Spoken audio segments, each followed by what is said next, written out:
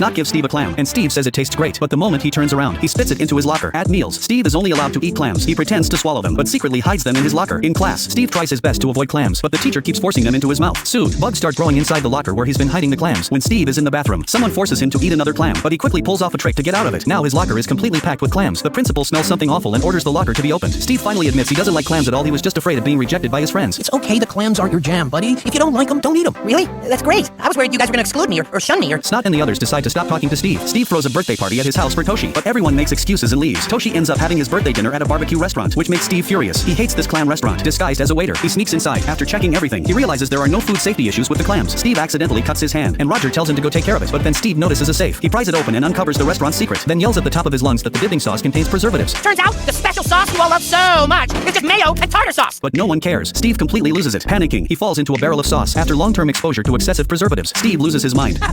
Stop him! That much exposure to the toxic preservative special sauce will drive him insane! He forces everyone to choose clams or their parents. A flock of birds crashes into a hot air balloon, causing it to explode, and the entire clam restaurant is reduced to ruins. Steve, we're sorry. Nobody at school will talk to us anymore. Oh, they clammed up on you because you were being shellfish?